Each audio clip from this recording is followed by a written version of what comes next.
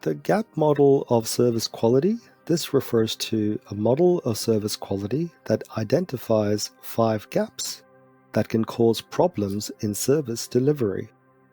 Did you know 50% of customers have had a mixed experience when purchasing products both in store as well as online?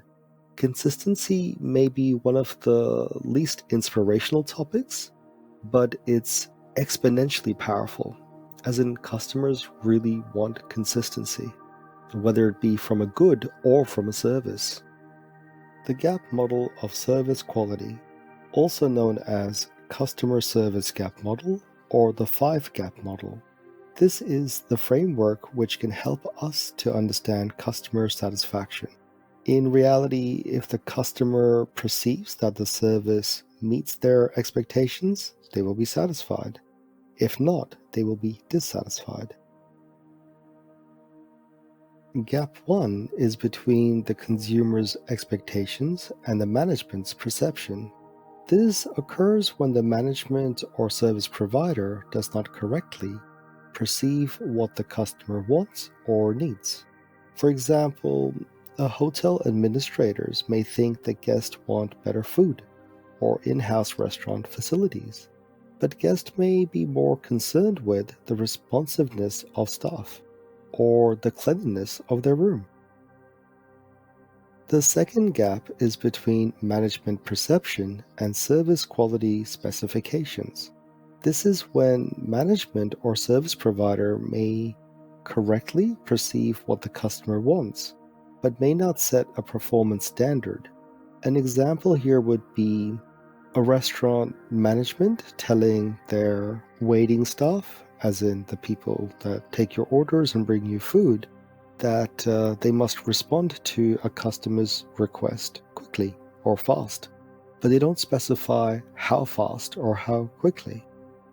The third gap is between service quality specification and service delivery. This gap may occur in situations pertaining to the service personnel, as in due to staff. It could happen due to poor training, incapability, or an unwillingness to meet the set service standard. An example could be when you go to the doctors and the doctors have specified certain standards of hygiene at their facility. And though they have communicated this to their staff, the staff themselves may have been poorly trained on the needs to follow the strict protocols.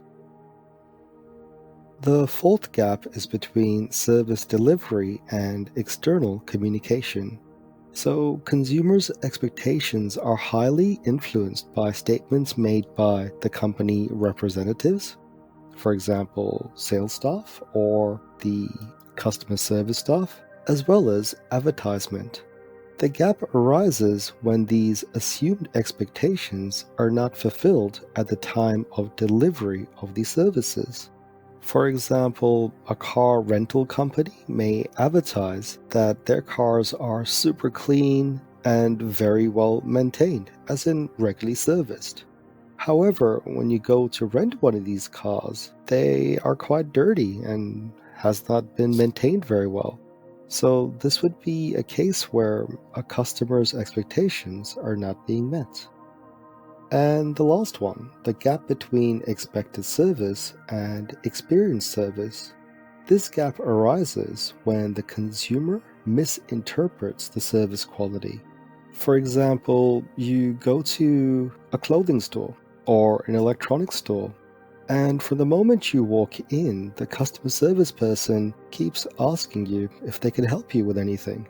Perhaps they're thinking that they're being very helpful, but in reality, you feel like there's something wrong here. Why do they keep pushing me? Just leave me alone. Let me, have a look and decide what I want to buy. And when I'm ready, I'll ask for them.